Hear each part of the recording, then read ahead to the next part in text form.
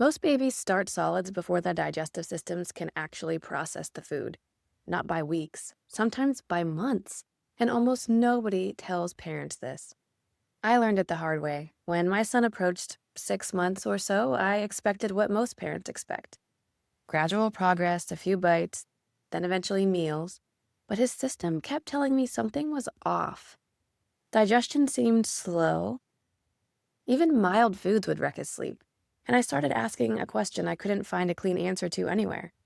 What actually has to develop biologically before a baby can eat solid foods well? That question sent me deep into the research. And what I found reframed everything, not just my son's experience, but the entire way mainstream guidance talks about starting solids. Here's what most parenting content never tells you. Eating solid food is not a milestone. It's a developmental process that requires distinct biological systems to mature. And those systems don't all mature on the same schedule.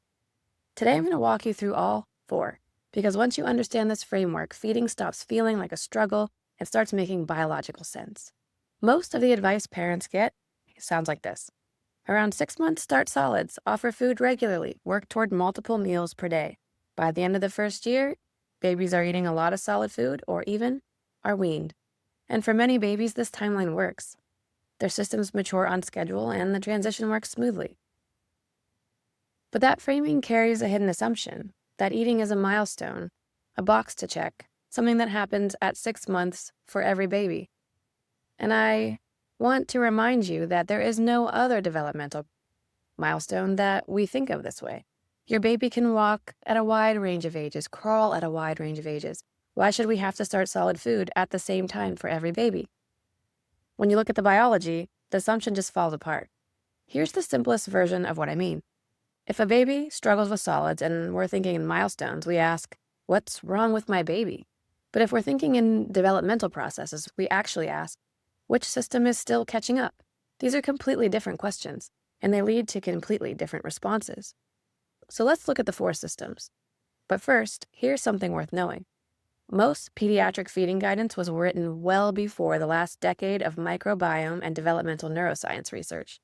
That's a big part of why this framework isn't in your What to Expect book. It's newer science, and it hasn't made it to the mainstream parenting advice yet. System 1, oral motor development. This first one is what people think about most, chewing, but it's more complex than you think. Babies are born with a powerful suckling reflex. The oral system is beautifully optimized for milk. Eating solids requires a completely different skill set. Over the first year, babies develop tongue lateralization, the ability to move food to the sides of the mouth. They develop jaw strength, and they develop what's called a munching pattern, which is the precursor to rotary chewing. True rotary chewing tends to emerge around 12 to 18 months.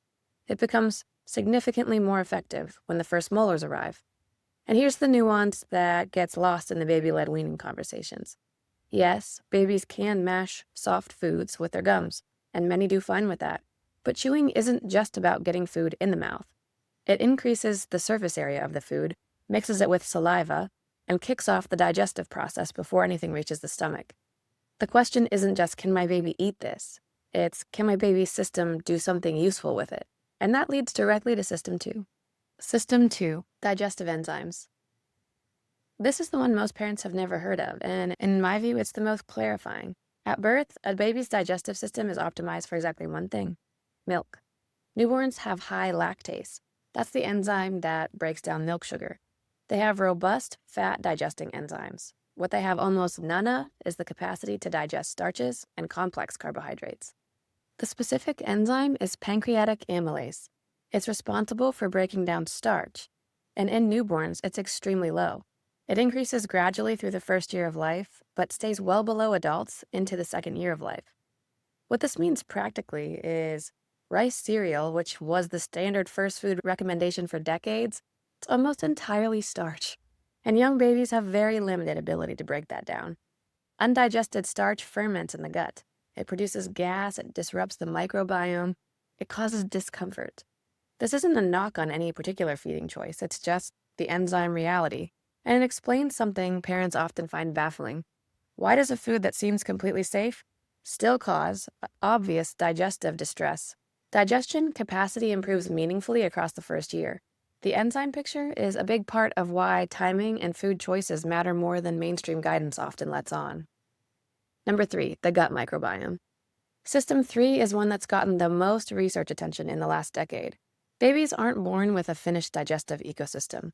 The microbiome, the trillions of bacteria, fungi, and other microorganisms living in the gut, has to be built from scratch. It starts at birth. Initial colonization happens during the delivery and through skin-to-skin contact. For breastfed babies, something remarkable is happening. Human milk contains compounds, oligosaccharides, that the baby itself can't digest. They exist entirely as food for the beneficial bacteria. The microbiome is being cultivated before the baby has even eaten a single solid food. Then, solids are introduced, and this is where things get interesting. The introduction of new foods expands the microbial diversity. Different foods bring different substrates, different fuel sources, that allow new bacterial communities to establish themselves. It's a significant ecological shift happening inside your baby's gut. Here's the insight I keep coming back to. The digestive system isn't just learning to digest food. The microbial ecosystem is learning to digest food. That process takes time. And while it's happening, babies commonly experience gas, stool changes, and variable tolerance to specific foods. Sometimes the same food seeming fine one week can cause disruption the next. That's often a sign of an ecosystem that's in transition rather than something being wrong. Though if the symptoms are severe or persistent, it's always worth checking in with your pediatrician. System 4, nervous system coordination. The fourth system is the most invisible, and I think it explains the most confusing feeding experiences. Eating looks simple. It's not. The swallowing reflex alone involves over 30 muscles firing in precise sequence. Gut motility, the contractions that move food through the digestive tract, is governed by complex nerve signals. The cues that tell a baby they're full depend on the gut communicating with the brain in real time. And then there's what researchers call the enteric nervous system, a vast network of neurons embedded within the walls of the GI tract. Sometimes called the second brain, it operates largely independently with its own sensory neurons, its own reflexes even, and it's still maturing across the first year and beyond. This matters because when a baby is arching and fussing and seemingly unable to settle after eating, we tend to reach for two explanations, reflux or behavioral. But there's a third possibility that almost nobody mentions, and that's a nervous system that is still learning to manage the sensory experience of digestion. The gut is receiving signals it doesn't yet know how to interpret. If you stack that on other nervous system dysregulators like a really busy or overstimulating day, you can see how things could spiral a little bit. This reframe has helped more parents I've talked to than almost anything else in this framework. Before I bring this all together, I want to spend a moment on something that often gets dismissed in modern parenting advice, but it deserves real respect. In some midwifery and traditional health communities, molar eruption has long been used as a rough guide for when babies are ready for heavier solid foods, i.e., wait until the molars come in before introducing foods that require real chewing. And for a long time, this was written off as old-fashioned, but look at it through the biology we just covered. By the time the first molars emerge, typically 12 to 18 months, chewing mechanics have improved significantly. Salivary amylase production has increased. The gut microbiome has had over a year to develop. And nervous system coordination is considerably more mature. The molars themselves are not what matures digestion, but they arrive around the same time window that multiple underlying systems have progressed. It's a signal that correlates with biological readiness, which is exactly what a useful heuristic does.